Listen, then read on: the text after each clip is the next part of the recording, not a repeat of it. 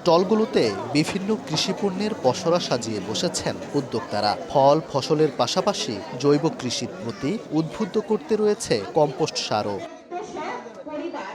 ময়মনসিংহে শুরু হয়েছে দুদিনব্যাপী প্রান্তিক নারী ও আদিবাসী কৃষকদের কৃষি মেলা। নগরীর শিল্পাচার্য জয়নুল পার্কে মঙ্গলবার সকালে শুরু হওয়া এ মেলায় বসেছে ২৮টি স্টল। রয়েছে প্রাণী সম্পদ, কৃষি ও মৎস্য অধিদপ্তরের স্টলও। Association for land reform and development ALRD সহযোগী ও সমমনা সংস্থাগুলো নিয়ে এ আয়োজনটি করেছে, যেখানে নিজেদের উৎপাদিত নানা কৃষিপণ্য প্রদর্শনী ও বিক্রি করছেন কৃষি উদ্যোক্তা, কৃষক দল ও সংস্থাগুলো।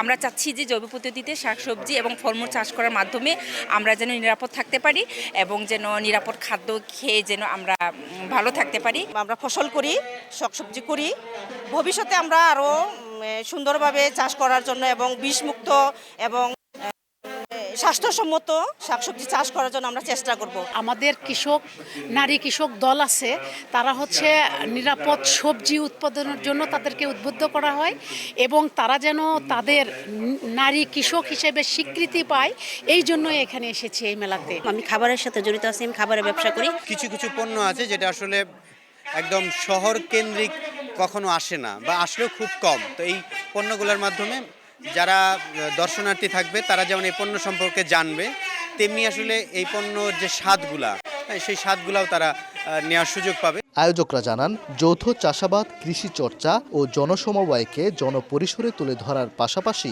প্রান্তিক নারী ও আদিবাসী কৃষকদের সঙ্গে সরকারের বিনিময় ঘটাতেই এ আয়োজন। আর তাদের এগিয়ে নিতে সহযোগিতার কথা জানান অতিরিক্ত বিভাগীয় কমিশনার।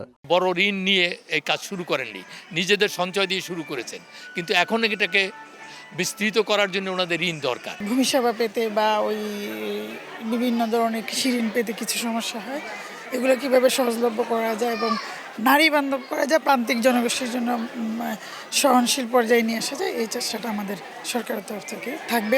দেশের 23টি জেলায় পরিচালিত 50টি বেসরকারি সংস্থা ও কৃষক দল অংশ নিয়েছে এ মেলায়। বুধবার সন্ধ্যা পর্যন্ত চলবে দুদিনব্যাপী এই কৃষি মেলা। ওবায়দুল হক, সময় সংবাদ, ময়মনসিংহ।